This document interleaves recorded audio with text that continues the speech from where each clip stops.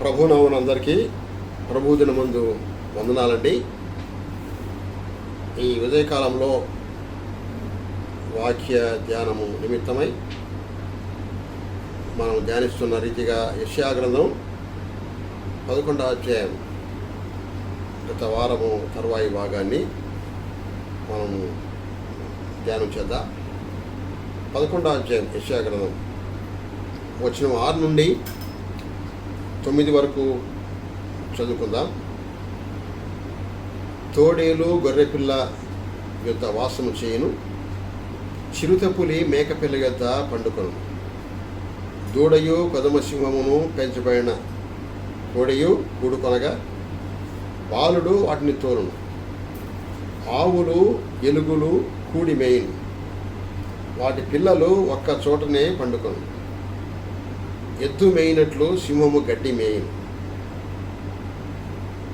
పాలు కుడుసు పిల్ల నాగుపాము పుట్ట యొద్ద ఆట్లాడును. మిడినాగు పుట్ట మీది పాలు విడిచిన పిల్ల తన చెయ్యి చాచును.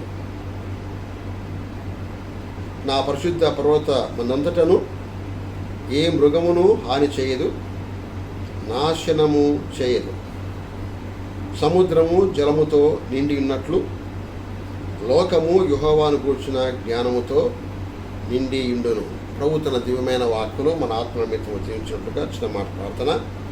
దయగల తండ్రి నాయన, ప్రభు దినమందు మీరిచ్చిన సమయం కొరకై పూజిస్తూ కనపరుస్తున్నాం దేవా. ఉదయకాల దీవెనను మాపై కుమరమ చేయమని, వాక్యము ధ్యానిస్తుండగా తగిన సహాయము మీ ఆత్మ సహాయం ఎండుగా దయచేయమని, మీ దాసుని బలపరచమని, వాక్య కాంతిలో నడిపించమని, వినుచున్న మా ప్రియులను సహా ఆశీర్వదింప చేయాలని, దర్శించమని, కరోనా బాధ నుండి తప్పించండి ప్రభువా. దేశాన్ని, రాష్ట్రాలను, మా జిల్లాలను, మా ప్రాంతాలను దర్శించి కాపాడమని, త్వరగా వ్యాక్సిన్, టీకాలు, మందులు వచ్చడం కూడా మీ కృపాద్వారం తెలియచేయాలని, ఎవరికి ఎలాంటి ఇబ్బందులు, హాని, నష్టము కలగకుండా జరగకుండా సహాయపడుతుంది కాకని మీరు తోడించమని, ఈ రాత్రి వాక్యంతో సంధించమని, బలపరచమని, మీ వాక్కులు అందించాలని మీ కుమారుడు మా ప్రభు అయిన క్రీస్తు యేసు వారి శ్రేష్టమైన మనోహరమైన దివ్యమైన నామమున అడిగి వేడుకొనుచున్నాము తండ్రి, ఆమేన్. పిల్లలారా, మనం చదువుకున్న ఆ దివ్య వాక్య భాగము మరి చాలా అద్భుతమైన వచన భాగములు. పోయిన దఫా మొదటి 5 వచనాలు మనం 2 దఫాలుగా ఆ 2 పార్ట్స్గా మనం ధ్యానించాలి. యెషయా మొదటి నుండి చిగురు పుట్టును, వాని వేరుల నుండి అంకురం ఎదిగి ఫలించును అనే సంగతులు తేటగా మొదటి 5 వచనాలు కొంతవరకు విన్నాం. అయితే ఈవేళ కింగ్డమ్ ఆఫ్ మెస్సియా, మరి మెస్సియాస్ మిలీనియల్ కింగ్డమ్ అని, మెస్సియాస్ కింగ్డమ్ అని అనగా రాజు ప్రభు అయిన క్రీస్తు యేసు వారి యొక్క 1000 ఏళ్ల రాజ్య పరిపాలన భూలోకంలో. మరి యేసుక్రీస్తు వారు రారాజుగా వచ్చి రాజులకు రాజు అని పిలువబడ్డాడు కదా. ఏ రాజు భూలోకమును 1000 సంవత్సరాలు పరిపాలించని విధముగా ప్రభు యేసుక్రీస్తు రాజుగా వచ్చి, రాజులకు రాజుగా వచ్చి సుప్రసిద్ధమైన, మరి సులక్షణమైన, సువిశేషమైన, సుభిక్షమైన పాలన ప్రభుల వారు అందించబోతున్నాడు. నీతిగల సామ్రాజ్యమును భూమి మీద స్థాపించబోతున్నాడు. ఈ మాటలు చాలా దివ్యమైన సంగతులు, చాలా అద్భుతమైన సంగతులు. 1000 ఏళ్ల పరిపాలన గురించి ప్రభువు నొక్కి వక్కారించారు. యోహాను స్వార్తలో మనము గమనిస్తున్నాం. యోహాను స్వార్త 5వ అధ్యాయములో, యోహాను స్వార్త 5వ అధ్యాయము వచనం 28, 29 వచనాల్లో ఆ మాటలు మనం గమనిస్తున్నాం. మనం చాలాసార్లు విని ఉంటాం కూడా. దీనికి ఆశ్చర్యపడుకుడి, ఒక కాలం వచ్చున్నది, ఆ కాలమున సమాధులు ఉన్న వారందరూ ఆయన శబ్దం విని మేలు చేసిన వారు జీవ పునరుత్థానమునకును, కీడు చేసిన వారు తీర్పు పునరుత్థానమునకును బయటకు వచ్చేదారు. ఈ మేలు చేసిన వారు జీవ పునరుత్థానమునకు బయటకు వస్తారని, కీడు చేసిన వారు తీర్పు పునరుత్థానము బయటకు వస్తారని. 2 పునరుత్థానం గురించి 2 వర్గాలు, రెండు రకాలైన మనుషుల గురించి మాట్లాడుతున్నారు. మేలు చేసిన వారు ఒకరు, కీడు చేసిన వారు అని ఒకరు. ఇది పెద్ద లోతైన ఎన్లార్జ్డ్ అంశం ఇది. ఇప్పుడు దాని జోలికి పోతే మన అంశం దాటిపోతాం. ఈ మేలు చేసిన వారు ఎవరయ్యా అంటే ప్రభు యేసుక్రీస్తు వారిని అంగీకరించిన వారు. మేలు చేయవారు లేరు, ఏ ఒక్కరు లేరని రోమా 3:11 వ్రాయబడి ఉంది. అయితే మేలు చేయొచ్చు ఆయన సంచరించుండేనని 10:38 అపోస్తల కార్యములో వ్రాయబడి ఉంది. మేలైనది చేయనెరిగియో అలా చేయకపోతే పాపం కలుగును రాయబడి ఉంది. మేలు కలుగు మార్గం ఏది అని అడిగి అందులో నడుచుకోండి. మన మేలు ప్రభు అయిన యేసుక్రీస్తు వారు. యేసుక్రీస్తు వారు ఎందరైతే అంగీకరించారో అట్టివారు మేలు చేసిన వారి వర్గం. అంతేగాని లోకంలో ఉన్న మేలులన్నీ చేసిన వాళ్ళని కాదు దీని ఉద్దేశం. లోకంలో మేలులు చేస్తే మేలు ద్వారా మనకు అలాగూ పరలోక సంప్రాప్తి జరుగుతుందంటే యేసయ్య వారి లోకానికి రావాల్సిన పని లేదు, అవసరం లేదు. అలాంటి మేలు కాదు. లోకములో మేళ్ళు, లోకములో సత్క్రియలు, లోకములో మంచి పనులు, మంచి కార్యక్రమాలు అవన్నీ వాటి ద్వారానే పరలోకం సంప్రాప్తము, పాపక్షమాపణ, పరలోక ప్రవేశము కలుగుతుంది. కలిగేటట్టయితే యేసుక్రీస్తు వారు ఈ లోకానికి మానవాకారం దాల్చి సశరీరుడిగా ప్రత్యక్షం రావాల్సిన పని లేదు. కాబట్టి మన మేలు ప్రభు అయిన యేసుక్రీస్తు వారు. ఆయన మేలు చేయొచ్చు, లోకం సంచరించారు, కలవరికి వచ్చాడు, శిలువలో బలైపోయాడు, పట్టబడ్డా తిరిగి లేచాడు. తిరిగి రానవిన్న దేవుడు ఆయన నమ్ముకుని మన కొరకు ప్రాణత్యాగం చేశాడు, ప్రాణం పెట్టాడు, శిలువలో రక్తం చిందించాడు, ప్రాణత్యాగం చేశాడు. అలాంటి యేసు ప్రభువును అంగీకరించిన వారే మరి మేలు చేసిన వారిని వాక్యం ఘోషిస్తుంది, వాక్యం సెలవిస్తుంది. మేలు చేసిన వారు అది అలాంటి వర్గం. కీడు చేసిన వారు ఎవరై అంటే ఆయన సువార్తకు లోబడినవారు, ఆయన నమ్మనివారు, ఆయన నమ్ముకుంటే పాపం చేసిన వారని మాట బైబిల్ రాయబడింది. లోకులు ఆయన విశ్వాసం ఉంచేది కనుక పాపం అంటాడు అక్కడ 16:9. 16:9 మాట ఉంది యోహాను సువార్తలో. లోకులు ఆజ్ఞాతిక్రమే పాపం, సకల దుర్నీతి పాపం. సరే కొంతవరకు వాస్తవమే. అయితే మరొక పాపం లేస్తుంది ఇక్కడ. యోహాను సువార్త యేసయ్య వారు సెలవిస్తున్నారు 16:9. లోకులు ఆయన విశ్వాసం ఉంచేది కనుక పాపం అంటాడు అక్కడ. లోకులు ఆయన విశ్వాసం ఉంచకపోవడే పాపం. ఈ ఘోరమైంది. దాని నుండి తప్పించుకున్నాడు మానవుడు. జన్మత పాపి మానవుడు, క్రియల ద్వారా పాపి మానవుడు. తలంపులు, ఉద్దేశాలు, ఆలోచన, నడక, పడక, చూపు, సంభాషణ జన్మత. నేను పాపను పుట్టాను, పాపన తల్లి నన్ను గర్భం ధరించిందహో అని దావీదు మహారాజు ఆయన అంగలాస్తున్నాడు. పాపంలో జీత మరణం అని రాయబడింది. పాపని జీతం ఉంది, జీతం అంటే ఇవన్నీ చెప్పుకుంటూ పోతే టైం చాలు. అందువల్ల ఇక్కడ మేలు చేసిన వారేమో ప్రభు నమ్మిన వారని దాని ఉద్దేశం. కీడు చేసిన వారనగా స్వార్థకు లోబడిన వారు, యేసయ్య వారు నమ్ముకునేవారు, విశ్వసించిన వారు, రక్షణ మారుమనసు పాపక్షోభం లేనివారు, ఆ రక్తాన్ని ఆశ్రయించిన వారు, అలాంటి వారు కీడు చేసిన వారిని మాట. కీడు చేసిన వారు తీర్పులోనికి వస్తారు, తీర్పు పునరుత్థానం. నమ్మిన వారికి నమ్మని వారికి వారు లేస్తారు, వీరు మొత్తున్న అనీతిమంతులకు నీతిమంతులకు తీర్పు ఉందని, పునరుత్థానం ఉందని పత్రికలు రాస్తున్నారు, రోమపత్రికలు రాస్తున్నాడు. నమ్మినవారు నమ్మని వారికి పునరుత్థానం కలదని బైబిల్ చెప్తుంది. నమ్మినవారు నమ్మని వారు ఇద్దరి పునరుత్థానం ఉంది. అయితే నమ్మినవారు ముందు లేస్తారు, నమ్మని వారు తర్వాత లేస్తారు. వారికి వీరికి సందు వెయ్యేళ్ళు. నమ్మినవారు ముందు లేస్తారు, నమ్మని వారు తర్వాత లేస్తారు. 1000 ఏళ్ళ తర్వాత నమ్మని వారు లేస్తారు. వారికి వీరికి మధ్య వ్యవధి, మధ్య సందు, గ్యాప్ 1000 ఏళ్ళు. అందువల్ల మేలు చేసిన వారు జీవ పునరుత్థానములకును, కీడు చేసిన వారు తీర్పు పునరుత్థానం బయటకు వస్తారనే మాట అది యేసయ్య వారు చెప్పింది. ఇలాంటి మాటే దానియేలులో రాయబడి ఉంది. ఈ మాట చాలా డెప్త్ ఉంది. ఇది చెప్పుకుంటూ పోతే సమయం చాలదు. దానియేలు గ్రంథము 12వ అధ్యాయంలో కూడా ఇలాంటి మాట రాయబడింది. దానియేలు 12:2 కూడా, దానియేలు 12:2 ఇలాంటి మాట రాయబడింది. చూడండి. మరియు సమాధిలో నిద్రించు అనేకులు మేలుకొనెదరు, కొందరు నిత్యజీవం అనుభవించటకును, కొందరు నిందల పాలగుటకును, నిత్యముగా హేయులగుటకును మేలుకొందురు అన్నాడు. కొందరేమో సమాధులు నిద్రించిన అనేకులు మేలుకొంటారు, కొందరు నిత్యజీవముకు, కొందరు అనుభవించటకును, కొందరు నిద్ర పాలగుటను, నిత్యముగా హేయులగుటను మేలుకొంటారన్నమాట.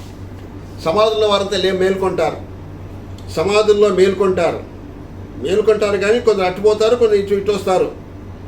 కాబట్టి ఇక్కడ మేలుకొనేవారు 2 వర్గాలు ఉన్నాయి. ఇక్కడ మేలుకొంటారు. మనుషులు ఒకసారి మృతి పొందాలి, ఆ తర్వాత తీర్పు జరగడం రాయబడింది. ఈ లోక యాత్ర మన ప్రారంభ జీవితం మాత్రమే. ఈ లోకంతో అంతం కాదు మానవ జీవితం. ఈ లోక యాత్ర మన ప్రారంభ జీవితానికి మాత్రమే. అయితే యేసును నమ్ముకుంటే నిత్యకాలం ఉంది, నిత్య యుగాయుగములు ప్రభుత్వం ఉండగలిగే ఆనందం ఉంది, ఆశీర్వాదం ఉంది, ధన్యత ఉంది. యుగాయుగములు అంతం లేని రాజ్యం, యుగాయుగములు సదాకాలంతో కూడా ప్రభుత్వం కూడా ఉండబోతున్నాం. అందుచేత ఇక్కడ వ్రాయబడిన మాటలు ఏంటంటే, మరి యోహాను సువార్తలో ఆ జీవ పునరుత్థానము అనే మాట వచ్చేసి 1000 ఏళ్ల పాలన, భూలోకంలో 1000 ఏళ్ల పాలన. ముందు 1000 ఏళ్ళు ముందు లేస్తారు కదా. తర్వాత దానిలో కూడా మనం చూసాం కదా. ప్రకటన గ్రంథము 20వ అధ్యాయము ఆ మొదటి 4-5 వచనాల్లో కూడా అలాంటి మాట రాయబడి ఉంది.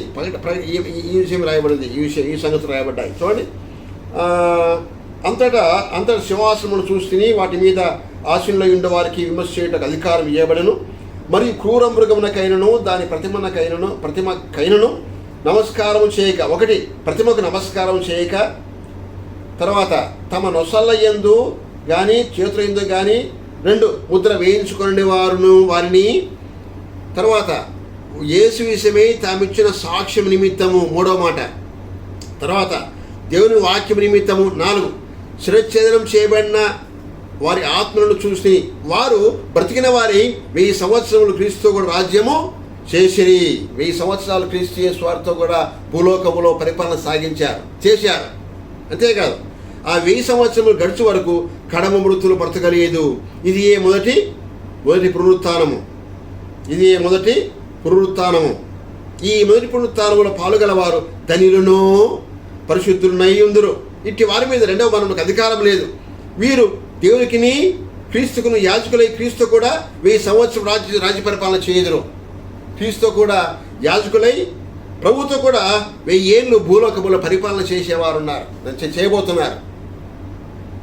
అందుచేత మనం గమనిస్తున్నాం, ఆ 1000 ఏళ్ళు సాతానుని దేవుడు బంధిస్తాడు. ఆ 1000 ఏళ్ళు భూలోక పరిపాలన, 1000 ఏళ్ళ తర్వాత అయిన తర్వాత మనకి సాతాను విప్పబడతాడు. అటు పిమ్మట వాడు కొంచెం కాలం విడిచిపెట్టబడతాడు. అతడు 20వ ప్రారంభం మరి పెద్ద సంఖ్యలో చేత పట్టుకొని అగాధం యొక్క తాళం చెవులు కలిగిన ఒక దేవదూత పరలోకం దిగొచ్చుని చూస్తే అది ఆల్సర్పమును అనగా అపవాదియు సాతానును అను ఆ గడసర్పమును పట్టుకొని 1000 సంవత్సరం బంధించి అగాధములో పడవేశాడు. ఆ 1000 సంవత్సరములు గడిచే వరకు ఇక జనములను మోసుకున్నట్లుగా అగాధమును మూసి దాన్ని ముద్ర వేశాను. అటు మాట వాడు కొంచెం కాలం విడిచిపెట్టబడవలను. ఆ తర్వాత 1000 భూలోక పరిపాలన అయిన తర్వాత. కాబట్టి 1000 ఏళ్ల పాలన ఉంది అని బైబిల్ చెప్తుంది, నొక్కి వక్కారుస్తుంది. 1000 ఏళ్ల భూలోక పరిపాలన లేదని చెప్పేవారు కూడా ఉన్నారులేండి. కానీ బైబిల్ చెప్తుంది 1000 ఏళ్ల పరిపాలన ఉంది అని. 1000 ఏళ్ల పాలన ఈ భూలోకాన్ని శుద్ధి చేయబోతున్న కొత్త ఆకాశం కొత్త భూమి 21 అధ్యాయం ప్రకటన ప్రారంభంలో 21లో ఆయన తన కళ్ళను బావుగా శుభ్రం చేసి, అదే మాట మరి యెషయాలో కూడా రాయబడింది. తర్వాత మనం చూద్దాం. చూడండి ఇక్కడ. అందుచేత ఇక్కడ మనం గమనిస్తున్నాం, ఇక్కడ మరి ఆ 1000 ఏళ్ల పరిపాలనలో ప్రభువైన యేసుక్రీస్తు వారు రారాజుగా వచ్చి పరిపాలన చేయబోతున్నాడు. 1000 సంవత్సర పరిపాలన కాలం ఆయన రాజ్య పరిపాలన, క్రీస్తు యేసు వారి యొక్క 1000 కాల భూలోక పాలన యేసుక్రీస్తు వారి ద్వారా యేసయ్య పరిపాలించబోతున్నాడు తన సంఘముతో. అందుచేత ఇక్కడ ఈ భూలోక పరిపాలన గురించి, ఆ భూలోక పరిపాలనలో మరి వీరు ఎలాగ ఆ భూమి మీద ఉండే జీవాలు, ఆ మృగాలు కానివ్వండి, లేక వన్యమృగాలు కానివ్వండి, లేక మరి మామూలు భయంకరమైన మృగాలు ఉన్నాయి కదా, ఆ క్రూర మృగాలు కానివ్వండి, తర్వాత మామూలు జీవులు చాలా సున్నితమైనవి, గొర్రెపిల్ల కానీ, మేకపిల్ల కానీ, దూడలు కానీ, తర్వాత మిగతావి అవన్నీ కూడా ఉన్నాయి కదా. ఆ భాగంలో అవి చాలా కలిసినట్టుగా మనం గమనిస్తున్నాం. క్రూర మృగాలు కానీ, వన్యమృగాలు కానీ అవి చాలా చక్కగా ఉన్నట్టుగా మనం గమనిస్తున్నాం. ఆ భాగంలో యేసయ్య పాలనలో, యేసుక్రీస్తు వారి పాలనలో ఎంత గొప్ప అద్భుతాలు జరగబోతున్నాయో మనం గమనిస్తున్నాం. ఒకటి చూడండి, అక్కడ 6వ వచనంలో ప్రారంభం, తోడేలు గొర్రెపిల్ల యొద్ద వాసం చేయనున్నాడు. తోడేలు ఏంది, గొర్రెపిల్ల ఏంటి? తోడేలుకు గొర్రెపిల్లకు సరిపోతుందా? ఈ 2 కలిసి వాసం చేయను. ఒక పేరు అక్కడ 7 పేర్స్ కనబడతాయి. తోడేలు, గొర్రెపిల్ల, చిరుతపుల్లి, మేకపిల్ల, దూడ, కొదమ సింహము, తర్వాత ఆవులు, ఎలుగులు, తర్వాత ఎద్దు సింహము, తర్వాత పాలు గుడిచే పిల్ల నాగుబాము పుట్ట, తర్వాత ఆ మిడినాగు పుట్ట మీద పాలు గుడిచిన పిల్ల తన చెయ్యి 7 పేర్స్ ఉన్నాయి ఇక్కడ. చాలా లోకములో మనం ఉండే ఈ ప్రస్తుతం లోకములో వ్యతిరిక్తమైనవి, వాటికి వీటికి పడవు, ఏమాత్రం పడవు. భూమృగాలు, క్రూర మృగాలకు ఈ వన్యజీవులు ఉన్నాయే సామాన్యమైన అవి చాలా వన్యజీవులవి, చాలా మామూలు జీవాలవి, శుతిమెత్తగా ఉండే జీవాలు, శుతిమెత్తని జీవాలవి. అలాంటి జీవాలు క్రూర మృగాలు కలిసి ఉన్నట్టుగా మనం గమనిస్తున్నాం. ప్రారంభంలో ఆదాము దినాల్లో ఆదాము ఏదెన్ తోటలో ఉన్నప్పుడు అవన్నీ ఎట్లాగే ఉన్నట్టుగా మనం గమనిస్తున్నాం. అవన్నీ కూడా అట్లాగే ఉన్నట్టుగా మనం గమనిస్తున్నాం. ఆదాము ఎప్పుడైతే పాములో పడ్డాడో, గెట్టివేయబడ్డాడు ఆదాము అవ్వలు.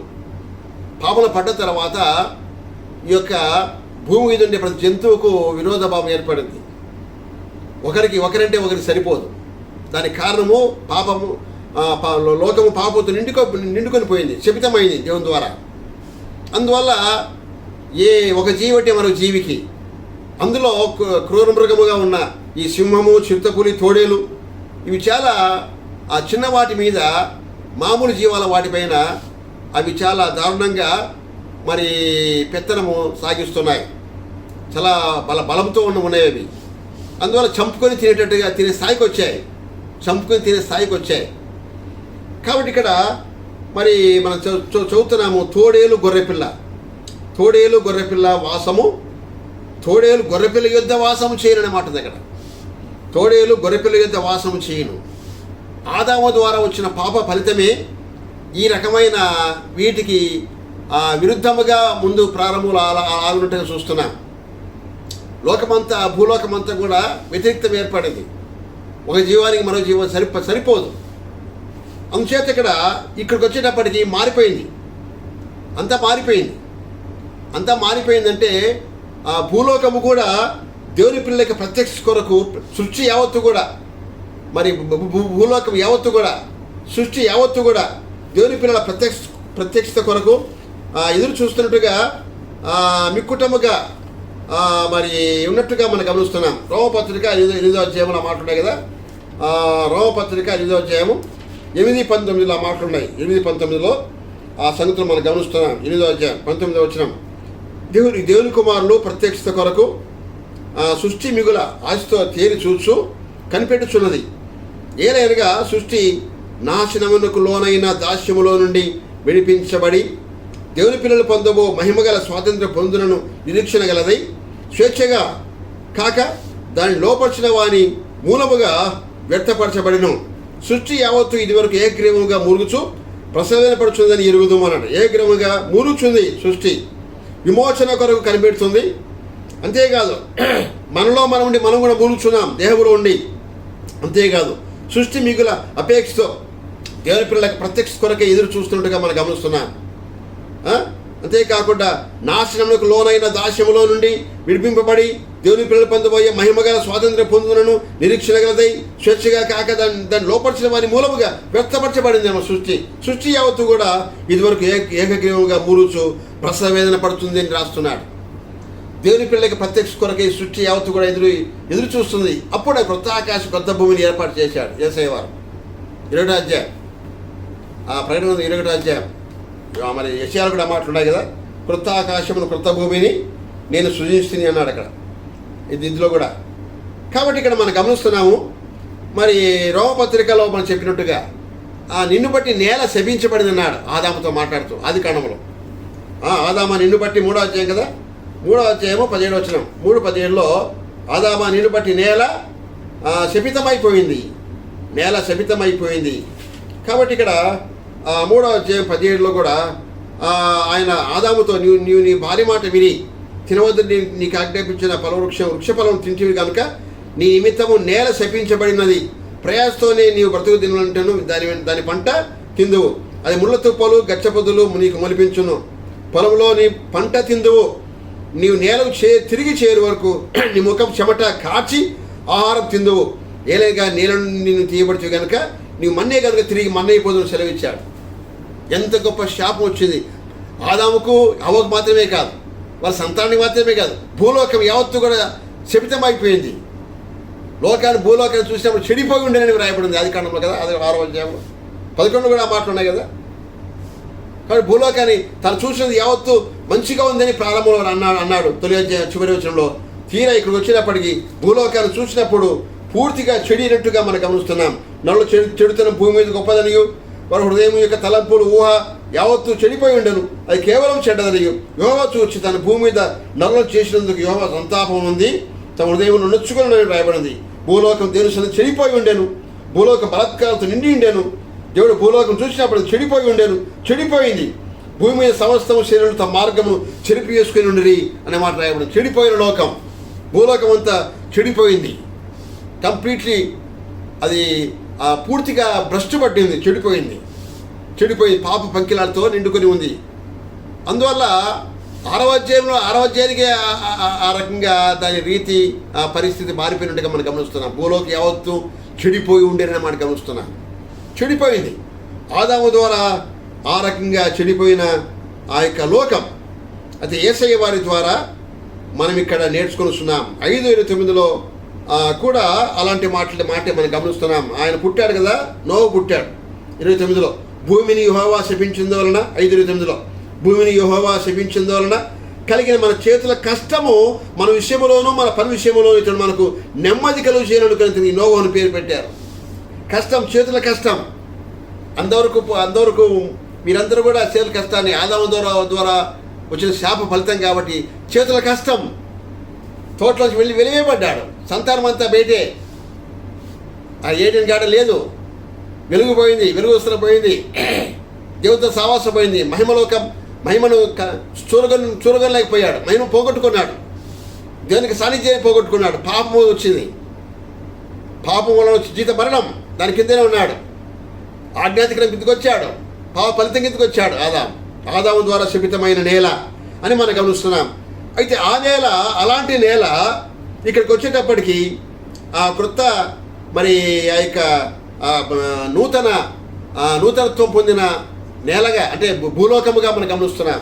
11వ అధ్యాయంలో 6-9 మనం చూస్తే యేసుక్రీస్తు వారి ద్వారా భూలోక పరిపాలన, 1000 ఏళ్ల పరిపాలన, ద గోల్డెన్ ఏజ్, ఆ 1000 ఏళ్ల పరిపాలన యేసయ్య వారు పరిపాలించే సమయంలో మరి 1000 ఏళ్ళు మరి ఈ రకంగా ఉంటుందని మనం నేర్చుకుంటున్నాం. తోడేలుకు గొర్రెపిల్లకు అంతకుముందు పడేది కాదు, చిరుతపులికి మేకపిల్లకు పడేది కాదు, తర్వాత దూడ కొదమ సింహానికి పడేది కాదు. బాలుడు వాడు తోలుతున్నాడు.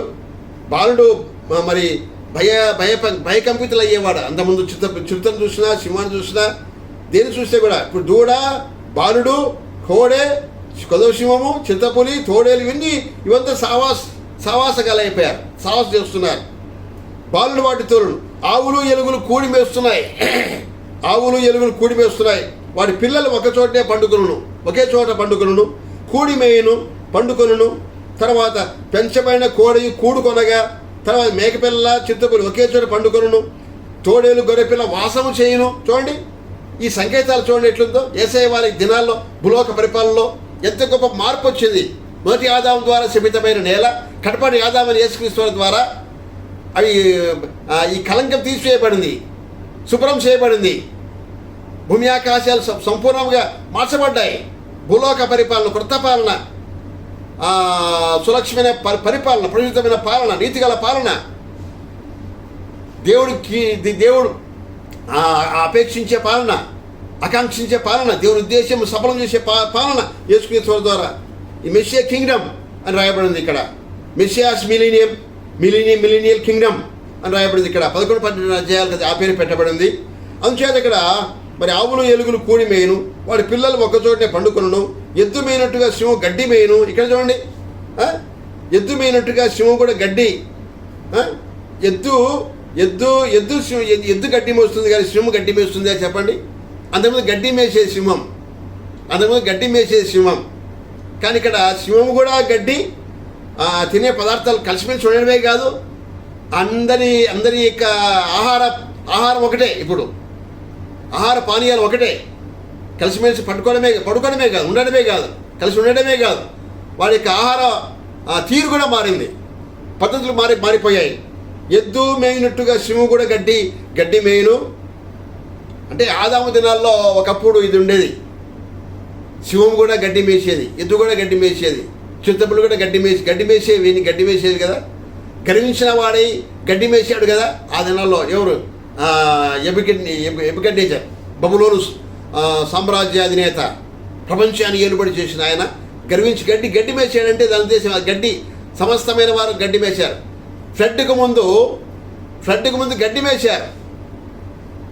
గడ్డి మేసాయి ఇవన్నీ కూడా బిఫోర్గా గడ్డి మేసినట్టుగా మనం చూస్తున్నాం. గడ్డి మేసినట్టుగా అనగా శాకాహారాలు అయిపోయాయి ఇవన్నీ కూడా, మాంసాహారాలు కాదు. వాస్తవానికి ఎద్దు మేయినట్టుగా సింహం యొక్క ఆహార పానీయం మారిపోయింది, ఇప్పుడు శాకాహారిగా మారిపోయింది. ఒకప్పుడు మాంసాహారి కాబట్టి ఇప్పుడు ఇక్కడ సింహం గడ్డి మేస్తుంది. మరి ఫ్లడ్కి బిఫోర్గా అంతా మాంసాహారులు కాదు, శాకాహారులే. ఆఫ్టర్ ఫ్లడ్ వచ్చేసి ఫ్లడ్ తర్వాత మాంసాహారులు అయ్యారు. ప్రవే చెప్పాలండి, అది మార్పు వచ్చింది. శాకాహారము ఈ 1:29 చూడండి. ఆదికాండం 1వ అధ్యాయము 29వ వచనంలో 1:29లో దేవుడు, ఇదిగో భూమి మీద ఉన్న విత్తనములిచ్చు ప్రతి చెట్టును, విత్తనములిచ్చు వృక్ష ఫలములు గల ప్రతి వృక్షమును మీకు ఇచ్చినాను, అవి మీకు ఆహారమగునన్నాడు. అవి మీకు ఆహారం, ఇవి శాకాహారం, అవి మనకు ఆహారం. 9వ అధ్యాయము 3వ వచనాలకు వచ్చినప్పటికీ చూడండి, ఇక్కడ 9వ అధ్యాయం 3 వచనాలు. మరియు దేవుడైన యెహోవా దేవుడు నోవహును అతని కుమారులను ఆశీర్వదించి, మీరు ఫలించి అభివృద్ధి పొంది భూమి నింపుడి, మీ భయమును మీ బెదురును అడవి జంతువులన్నిటికీ, ఆకాశ పక్షులన్నిటికీ, నేల మీద ప్రాకు ప్రతి పురుగును, సముద్ర చేపలన్నింటినీ కలుగును, అవి నేను మీ చేతికి అప్పగించబడి ఉన్నవి అన్నాడు. ప్రాణము గల సమస్త చరములు మీకు ఆహారము. ఇక్కడ మాంసాహారం బయలుదేరింది. బిఫోర్ ఫ్లడ్ శాకాహారులే, ఆఫ్టర్ ఫ్లడ్ మాంసాహారులమయ్యాం మనమంతా, అవునా? అందువల్ల ఇక్కడ గడ్డి ముందు మళ్ళీ తిరిగి వేయని పరిపాలనలో మాంసాహారం కాదు, శాకాహారమే. అది గమనించాలి. అక్కడ మాంసము కావాలంటే దొరకదు, అక్కడ మాంసం దొరకదు. ఇక్కడ మాంసం అనేది శాకాహారమే. అంటే మనం మహిళగల దేహంతో ఉంటామండి. అయితే ఈ మాంసం కొరకు వాళ్ళు ఏడ్చారు కదా ఇశ్రాయేల్ వారు, కనాని యాత్రలో ఏడ్చారు. ఒకరోజు ప్రోగ్రాం పెట్టుకున్నారు, వీపింగ్ ప్రోగ్రాం. తమ డేరాల గుమ్మ ముందు కూర్చొని బోరు ఏడ్చే, అదినమంది ఏడ్చే పని. ఇంకా ఏ పని లేకుండా వీపింగ్ ప్రోగ్రాం, ఊరికి ఏడ్చే పని. ఇంకా ఏం ఏడుస్తుందంటే మాకు మాంసం లేదు, ఏడుస్తూనే ఉండాలి. చిన్న పిల్లలు వృద్ధులు, స్త్రీలు, పురుషులు అందరూ ఏడుస్తున్నారు. ఏడ్చే పని, మాంసం కొరకు. కానీ ఇక్కడికి వచ్చేటప్పటికి మాంసాహారులైనా, మాంసాన్ని భుజించే, మాంసాన్ని పట్టుకొని మరి చంపి తినేవి కదా ఈ మూగజీవాలను. ఎద్దును కానీ దూడను కానీ మేకపిల్లను కానీ గొర్రెపిల్లను కానీ పట్టుకొని చెండాడి రక్తాన్ని పీల్చి రక్తాన్ని త్రాగి దాని మాంసాన్ని తినే ఇవన్నీ కూడా ఈ క్రూర మృగాలన్నీ కూడా ఇప్పుడు ఏమయ్యాయి? గడ్డి మేయాలి.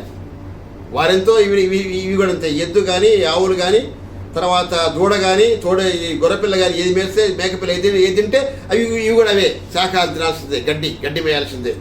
కాబట్టి ఇక్కడ ఎద్దు మేయినట్లు సింహం గడ్డి మేయును. దీని సాయకరం వచ్చిన భాగాలు ఇప్పుడు చూద్దాం. చూడండి 65వ అధ్యాయం, ఇదే భాగమే. 65:17 యెషయా గ్రంథంలో 65:17. ఇదిగో నేను క్రొత్త ఆకాశమును క్రొత్త భూమిని సృజించున్నాను, మునుపటివి మరవబడును, జ్ఞాపకమునకు రావు. కొత్త భూమిని క్రొత్త ఆకాశము నేను సృజించుచున్నాను. కొత్త ఆకాశం, కొత్త భూమి. లాస్ట్ 66-65 సృష్టి గురించి ఈ 2 అధ్యాయాలు చెప్పబడింది. యెషయా గ్రంథం 66-65. ఆ లాస్ట్ 22-21 కూడా సృష్టి, ఆ కొత్త సృష్టి, నూతన సృష్టి గురించి చెప్పబడింది ప్రకటన గ్రంథంలో. ప్రకటన 22-21 కూడా. అట్లాగే ఇక్కడ ఆదికాండంలో మొదటి 2 అధ్యాయాలు కూడా, మొదటి 2 అక్కడ ఫ్రమ్ 1 and 2, అక్కడ 1 and 2, ఇక్కడ వచ్చేప్పటికి 22-21. తర్వాత యెషయా గ్రంథం 66-25 వెనక నుంచి.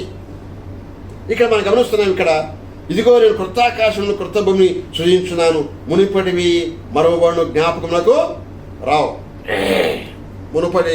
మునుపటివి మరవబడతాయి, జ్ఞాపకానికి రావు అన్నాడు కదా. తర్వాత 25 వరకు కూడా మనం చదివితే ఇంకా చాలా కాలం నుండి ముసలి వారు ఉండరు అక్కడ. ఇంకనూ కొద్దిములే బ్రతుకు శిష్యులు ఉండరు, కొద్ది కాలమైన శిష్యత్వం ఉండదు. తర్వాత బాలును 3 సంవత్సరముల వయసుకు రావాలని చనిపోదురు. 19లో నేను యెరూషలేము గురించి ఆనందించదను, నా జనుల గురించి హర్షించదను, రోదనతోని విలాపతోని దానిలో ఇక వినబడవు.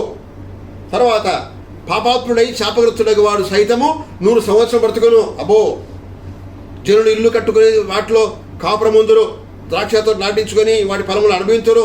వారు కట్టుకున్న ఇళ్లలో వేరొకరు కాపురం ఉండరు, వారు నాటుకున్న వాటిని వేరొకరు అనుభవింపరు. నా జనుల ఆయుష్యము వృక్ష ఆయుష్యమంతా వృద్ధి అగును. నేను ఏర్పరచుకున్న వారు తాము చేసుకున్న దాని ఫలమును పూర్తిగా అనుభవించరు, అది వృధాగా ప్రయాసపడరు. ఇవన్నీ కూడా 1000 పరిపాలన సంకేతముగా మనకు కనబడుతున్నాయి. 55:12 కూడా, 55వ అధ్యాయం 12వ వచనం, 55:12 వచనం, 55:12లో కూడా మీరు సంతోషముగా బయలువెలుదురు, సమాధానం పొంది తోడుకొని పోదురు, మీ ఎదుట పర్వతములలో మెట్టలు సంగీతనాదం చేయను, పొలంలో చెట్లన్నీ చప్పట్లు కొట్టును, ముళ్ళ చెట్లకు బదులుగా దేవదారు వృక్షములు మొలుచును. ఆ దినాల్లో ఈ ముళ్ళ చెట్టు, ఆకంప చెట్టు ఇవన్నీ కూడా పరిగె చెట్టు ఉండవు. ఆ దేవదారు వృక్షములు, గొంజు చెట్లు యెహోవా ఖ్యాతికరముగా అవి ఉండును, ఆయన కొట్టివేయబడి నిత్యమైన జ్ఞాపక సూచనగా అవి ఉండునని ఆవిడ వాటి గురించి రాస్తున్నాడు ఆ భాగంలో. 1000 పరిపాలన. తర్వాత ఇంకా మంచి సంగతులు అక్కడ మనము 41:19 కూడా, 41వ అధ్యాయం 19వ వచనంలో కూడా మరి ఇలాంటి మాట మనం చూస్తున్నాం. 41:19 కూడా, 41వ అధ్యాయము 19వ వచనం, చెట్లు లేని మెట్ల మీద నేను నదులను పాలజేసేదను, లోయల మధ్యను ఓటులను బొగ్గు చేసేదను, అరణ్యమును నీటి బడుగాను ఎండిన నేలను నీటి బొగ్గలుగాను చేసేదను. నేను అరణ్యంలో దేవదారు వృక్షమును, తుమ్మ చెట్లను, గుంజి చెట్లను, తెర వృక్షములు నాటించేదను, అడవిలో తమారు వృక్షములు, సరళ వృక్షములు, నేరేడు వృక్షం, ఇవి అన్నీ చాలా ఫలభరితముగా శ్రేష్టమైన వృక్షఫల జాతిని ఆయన ఏర్పాటు చేయబోతున్నాడని మనం తద్వారా మనం నేర్చుకుంటున్నాం. అందుచేత ఇక్కడ మరి తోడేలు గొర్రెపిల్ల యొద్ద వాసము చేయును, తర్వాత చిరుతపోలి మేకపిల్ల యొద్ద పండుకొను. అనగా ఆ నరుని కాలంలో ఆదాము ద్వారా వచ్చిన పాప ఫలితం వలన ఆ దినాల్లో ఆ భూలోకం అంతా చెడిపోయినట్టుగా నరుని ఆయుష్కాలం కూడా తగ్గిపోయింది. ఆ దినాల్లో అది కూడా మార్పే, అక్కడ కూడా మార్పు కనబడుతుంది. ఇక్కడ ఈ మార్పు కనబడింది. ప్రారంభంలో భూలో శపితమైపోయింది, మళ్ళీ ముందుకు పోతున్నాం. ఆ నరుని కూడా ఆయుష్ తక్కువైపోయింది. 1000 ఏళ్ళు, సుమారు 1000 ఏళ్ళు బ్రతకాల్సిన మానవుడు మెతూషెల ఎంతకాలం బ్రతికాడు? మెతూషెల 969 ఏళ్ళు బ్రతికినట్టుగా బైబిల్ సాక్ష్యం ఇస్తుంది కదా. మెతూషెల హైయెస్ట్ స్కోర్ చేశాడు. మెతూషెల 5:29 కదా, 27లో అది కాను. మెతూషెల దినములన్నీ 969 ఏళ్ళు అప్పుడు మృతి పొందడం. మెతూషెల మరి 969 ఏళ్ళు బ్రతికాడు. ఆదాము 930 ఏళ్ళు, సేతు 912, ఎనోషు 905, కేయినాను 910, మహలేలు 895, ఏరేదు 962, మెతూషెల 969. తర్వాత మన గమనిస్తే ఈ భాగంలో మరి ఈ రకంగా ఉన్నవారు బ్రతికిన వారు మరి ఇక్కడికి వచ్చేటప్పటికి 6:3కి వచ్చేటప్పటికి ఆ యొక్క ఆయుష్ అనే స్కేల్ పడిపోయింది. కింద చూడండి 6:3లో, అప్పుడు యెహోవా నా ఆత్మ నరులతో ఎల్లప్పుడూ వాదించదు, వారు తమ అక్రమ విషయంలో నరమాత్రులై ఉన్నారు, అయినను వారి దినములు 120 ఏండ్లగును అన్నాడు. మోషే 120 ఏళ్ళు బతికాడు. మోషే ధర్మశాస్త్రం ఇచ్చాడే, నాయకుడైన మోషే, సాత్వికుడైన మోషే, దేవుని యొక్క దాసుడు, ప్రవక్తగా ఉన్న లీడర్గా ఉన్న ఆయన 120 ఏళ్ళు బతికాడు. 120 ఏళ్ళు, 3 నాలుగు ఉంటుంది. 120 ఏళ్ళు బతికాడు. 120 ఏళ్ళు బతికాడు మోషే. 120 ఏళ్ళు బతికాడు.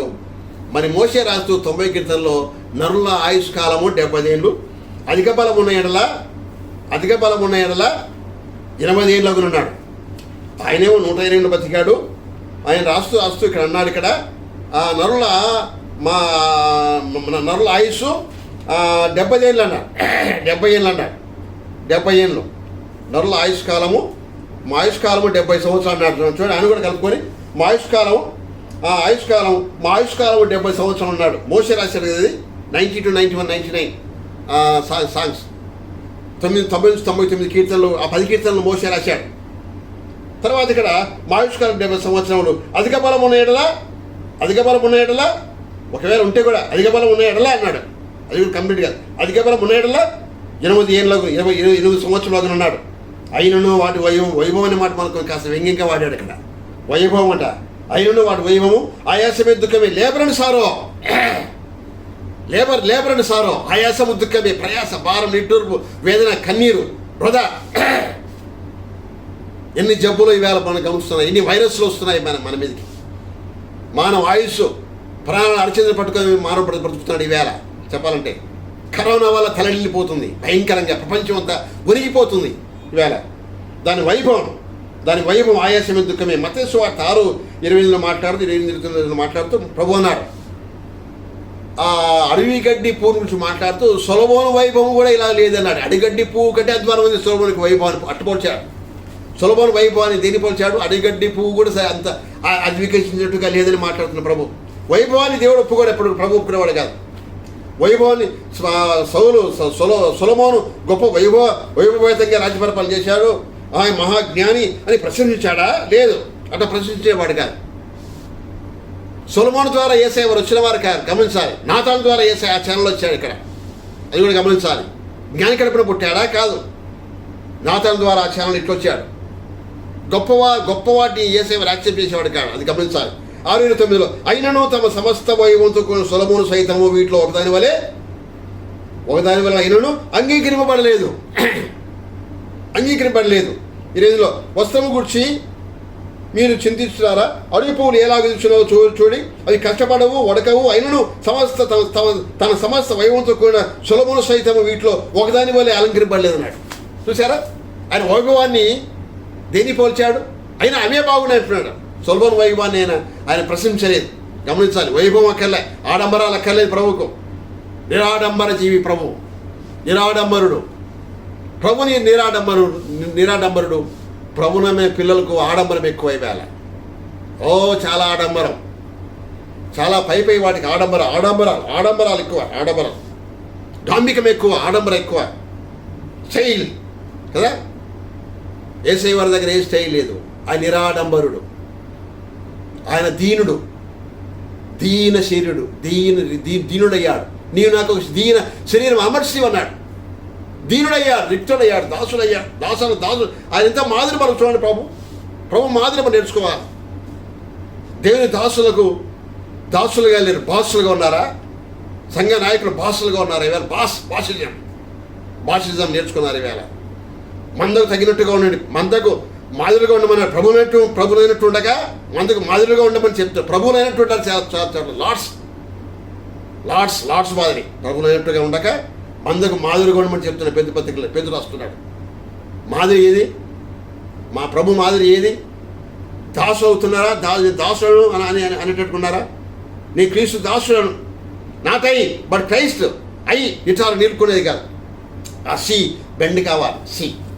అందువల్ల ఇక్కడే భాగంలో చాలా సంగతులు ఉన్నాయి. తోడేలు గొర్రెపిల్ల యుద్ధ వాసం చేయను అవన్నీ చెప్పుకుంటూ వస్తే ఈయన ఆదికాండంలో 6వ అధ్యాయం 3కి వచ్చేటప్పటికి 125 అన్నాడు. 90 కీర్తన 10కి వచ్చేటప్పటికి నరుల ఆయుష్ కాలము 70 ఏళ్ళు. అధిక బలం ఉంటే రెడ్యూస్ చేయని చూసారా? 120 నుంచి ఎక్కడ పడిపోయింది? 120 నుంచి మరి 70కి పడిపోయింది. యోబు గ్రంథము 8 అనుకుంటాను. యోబు గ్రంథము 8వ అధ్యాయము 8వ వచనం, టైం కావచ్చింది. 8:8లో మరొక మాట. 8వ అధ్యాయం 8వ వచనం. మనం నిన్నటి వారమే, మనకు ఏమీ తెలియదు, భూమి మీద మన దినములు నీడవలే ఉన్నవి అన్నాడు. నీడవలే సాగిపోతున్నది భూమి మీద మన దినాలు. మన నిన్నటి వారమే అని మాట్లాడుతున్నాడు యోబు గ్రంథకర్త. మన నిన్నటి వారమే అన్నాడు. అదే కీర్తనలు 39:5లో ఏమన్నాడు చూడండి. 39 కీర్తనలు 39:5లో ఏమన్నాడు? నా దినముల పరిమాణము నీవు బెచ్చంతగా చేసి ఉన్నావు, నీ సన్నిధిని నా ఆయుష్కాలం లేనట్టే. 120 ఏళ్ళు పోయింది, 70 ఏళ్ళు పోయింది, 60, 80 ఏళ్ళు పోయి అయిపోయాయి. ఏమన్నా ఇక్కడికి వచ్చినప్పటికీ నా దినముల ప్రమాణము ఎంతైంది నాకు తెలుపము అన్నాడు. నా దినముల పరిమాణము నీవు బెచ్చడే జానుడు కాదు, మూరుడు కాదు, బాలుడు కూడా కాదు. అంత అట్లా కాదు, ఎంత బెత్తడే. అంతేకాదు, నా ఆయువు ఎంత అల్పమైందని తెలుసుకొని కోరుచున్నాను అన్నాడు. ఈ పాట మనం పాడతాం కదా, తెలుపము నా ఆయుష్కాలం అని. నా ఆయుష్కాలం తెలిపోయాని మన పాట పాడతాం, పరవాసి జగమిన ప్రభు అనే పాట. నా దినంలో ప్రమాణం అయితే నాకు తెలుపు, నా అంతం ఎట్టుండు నాకు తెలుపు, నా ఎంత అల్పమైనదో నేను తెలుసుకొని కోరుచున్నాను. నా దినంలో పరిమాణం నీవు బెత్తగా చేసి ఉన్నావు. నీ సన్నిధికి నా ఆయుష్కాలం ఉన్నట్టే కాదు, నేనట్టే. ఎంత స్థిరుడైనను ప్రతివాడు కేవలం ఒట్టి ఊపిరి ఉండి. దీనికి అందరికి కారణం ఆదాము కాదా? ఆదాము ద్వారా వచ్చిన పాపమే దీనికి కారణం. అందువల్ల నరుడి ఆయుష్ తగ్గిపోయింది, భూలోక సన్నివేశం అంతా మారిపోయినట్టుగా గమనిస్తున్నాం. యాకోబు పత్రిక 4:4 కూడా మంచి మాట మనం గమనిస్తున్నాం కదా. యాకోబు పత్రిక 4:4 కూడా 4:4 కూడా ఏమన్నాడు అక్కడ? విభాషలారా, ఈ లోక స్నేహం దేవునితో వైరమని మీరు కాబట్టి ఎవడి లోకమును ప్రేమించునో, తర్వాత మీరు అంతలో కనపడి ఎంతలో మాయమైపోయే ఆరు వంటి వారిని మాట 14. రేపేం సంభవించినా మీకు తెలియదు, మీ జీవం ఏపాటిది, మీరు కొంతసేపు కనపడి అంతలో మాయమైపోవు ఆరు వంటి వారే. కొంతసేపు, రేపేం సంభవించినా మీకు తెలియదు, రేపు మనది కాదు, రేపు గ్రూపు లేదు. తర్వాత రేపేం సంభవించినా మీకు తెలియదు, మనకు తెలియదు. మీ జీవం ఏపాటిది, మీరు కొంతసేపు కనపడి అంతలో మాయమైపోవు ఆవిరి వంటి వారే. ఆవిరి వంటి వారు, ఆవిరి ఎవాపరేట్, ఆవిరి బుడగ వంటి వారమే. చేదపై నుండి జారు బిందు వంటి వారం. అవునా? కాబట్టి ఇక్కడ ఈ రకంగా మానవ ఆయుష్కాలం పడిపోయింది, పూర్తిగా పడిపోయింది, లేనట్టే. దీనికి కారణం ఆదాము యొక్క పాపమే ప్రారంభం. అది ఇక్కడికి వచ్చి యేసయ్య వారు నమ్ముకుంటే యుగాయుగములు సదాకాలము ప్రభుతో కూడా మనం ఉండగలం. నిత్యత్వం, అమరత్వం, దేవత్వం, ఆయన తత్వంలో మనం ఉండబోతున్నాం.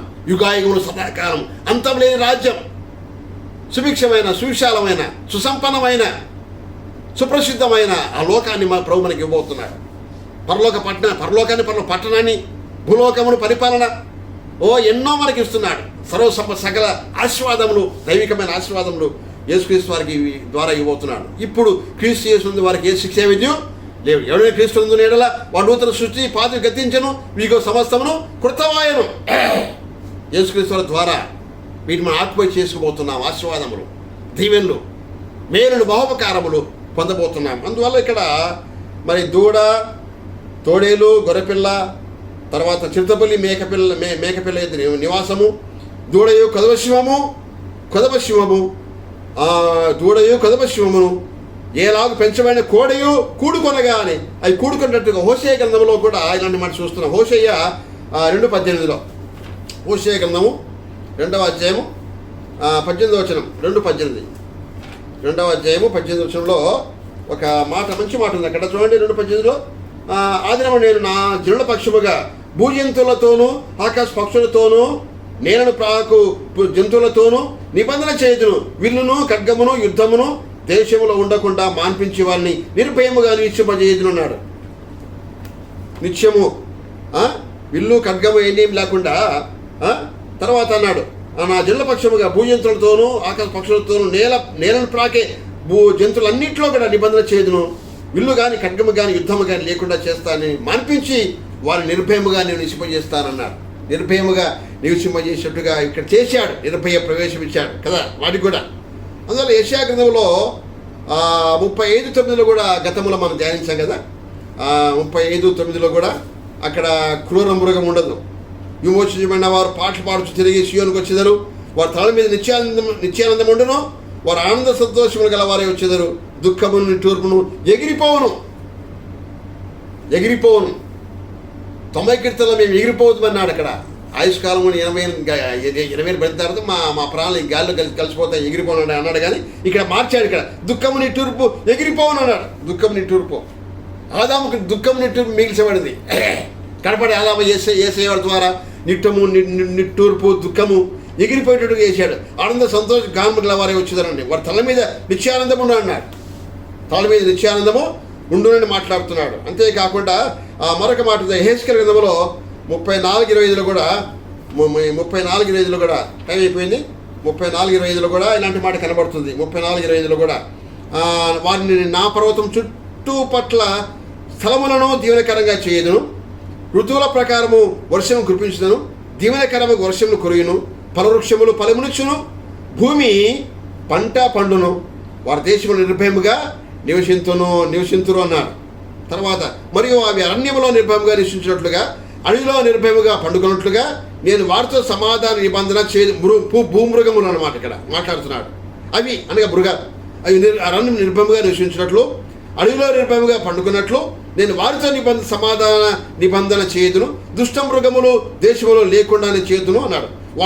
వారి నా పర్వతము చుట్టుపట్ల ఉన్న స్థలములను దీవెనకరంగా చేస్తానని మాట్లాడుతున్నాడు. ఇన్ని ఆశీర్వాదములు దీవెనల పరంపర యేసుక్రీస్తు వారి ద్వారా మనము పొందుతున్నామని మనం గమనిస్తాం. బాలుడు వాటి తోలును అన్నాడు. బాలుడు వాటి తోలు అంటే ఈ దూడ కదమసింహము చిత్తపులిని ఈ తోడేళ్ళను చిన్న బాలుడు తోలేవాడుకొని ఆయన తోలుతాడు. బాలుడు వాడి తోలేవాడుకున్నాడు. పసి బాలుడు ఈ సింహాన్ని క్రూరమృగాల్ని అనగా చిత్తపులిని తోడేళ్ళను కదమసింహాన్ని తర్వాత వీటిని ఆయన ఎలుగుబంట్లను కూడా తోలేవాడుకున్నాడు. బాలుడు వాటి తోళ్ళు ఉన్నాడు. ఆవులు ఎలుగులు కూడి మేయినున్నాడు ఇక్కడ. ఆవులు ఎలుగులు కూడి మేస్తున్నాయి. మేయబోతున్నాయి గడ్డి. ఆవులు ఎలుగులు కూడి మేయును. బాలుడు వాటి తోలును. బాలును బాలశ్రేష్టలు చేసి వారిని ఏలుదురు. 3వ అధ్యాయం 3:4లో బాలకులను నేను అధిపతులుగా నియమించుదను. బాలకులు పరిపాలిస్తారు కదా మామూలుగా. బాలకులను నేను వారి అధిపతులు నియమించుదను. వారు బాలశ్రేష్టలు చేసి జనులను ఏలుదరు అన్నాడు ఇక్కడ. బాలశ్రేష్టలు చేసి జనులను ఏలుతారట. బాలశ్రేష్టలు అంత పిల్ల శ్రేష్టలే కదా. అందువల్ల వారు బాలశ్రేష్టలు చేసి జనులను బాలుడు వాటి తోలును. బాలుడు ఇక్కడ బాలుడు కనపడే బాలుడు వాటి తోలును. తర్వాత ముగిస్తున్నా ఇక్కడ అన్నాడు ఇక్కడ ఎద్దు మేయినట్టుగా సింహం గడ్డి మేయును. పాలు గుడిచి పిల్ల నవపాము పుట్ట యొద్ద ఆటలాడునన్నాడు. పాలు కుడిచే పిల్ల మరి పుట్ట యొద్ద నవపాము పుట్ట యొద్ద మరి ఆ యొక్క పిల్లవాడు పాలు తాగే బిడ్డ నవపాము పుట్ట యొద్ద ఆటలాడేవాడుగా ఉండబోతున్నాడు. 5వ అధ్యాయం 22వ వచనం యోబు గ్రంథంలో కూడా అలాంటి మాట ఉంది. యోబు 5:22లో కూడా యోబు గ్రంథం 5వ అధ్యాయము 22వ వచనంలో కూడా ఇలాంటి మాట కనబడుతుంది. 5వ అధ్యాయం 22వ వచనంలో కూడా 5వ అధ్యాయము 22లో కూడా పొలములోని రాళ్లతో నీవు నిబంధన చేసుకునేందుకు అడవి మృగములు నీవు సమ్మతిగా ఉండును. అడవి మృగములకు నీవు ఏమాత్రం భయపడవు. ప్రళయమును క్షామమును వచ్చినప్పుడు నీవు వాటిని నిర్లక్ష్యం చేయదు. పొలంలో రాళ్లతో నీవు నిబంధన చేసుకునేందుకు అడవి మృగములతో నీవు సమ్మతి అనగా ఈ బాలుడు వాడిని ఏలబోతున్నాడు దాని ఉద్దేశం. బాలుడు తోలుతున్నాడు దాని ఉద్దేశం అక్కడ. తర్వాత మనం గమనిస్తున్నాము పాలు కుడిచి పిల్ల నాగుపాము పుట్ట యొద్ద ఆటలాడును. మిడినాగు పుట్ట మీద పాలు విడిచిన పిల్ల తన చెయ్యి చాచును. నాగుపాము పుట్ట వేరు. మిడినాగు అంటే గాలిలో తేలిపోయేది. 14:29 మాట ఉంది. 14:29 గాలిలో తేలిపోతుంది. 14:29లో గాలిలోనే పిలిస్తే నేను కొట్టిన దండం తుత్తి నీళ్ళుగా విరవబడినని అంతగా సంతోషింపకము. సర్పబీజం నుండి మిడినాగు పుట్టును. దాని ఫలము ఎగురు సర్పం అంట. ఆ ఎగిరేదే మిడినాగంటే పైన ఎగురుతూ పోయి మిడినాగు పుట్ట మీద పాలు గుడుచున్న పిల్ల తన చెయ్యి చాచును అని మాట్లాడుతున్నాడు. దయగల దేవుడి మాటలు మరొకరికి బాగా దిగించుగాక. ఇంకా అయిపోలేదు ఈ భాగం. మరోసారి ధ్యానం చేద్దాం. దయగల తండ్రి నాయన చదవబడ్డ వినిపించబడ్డ లేఖన భాగం దర్శించండి, దీవించండి. మా వినియుండగా దర్శించండి. మీ రాజ్య వ్యాప్తి కొరకు పని కొరకు ఆయత్తపరచండి. దీవించాలని యేసు ప్రభువు దీవెన నామమున అడిగి వేడుకుంటున్నాం తండ్రి. ఆమేన్.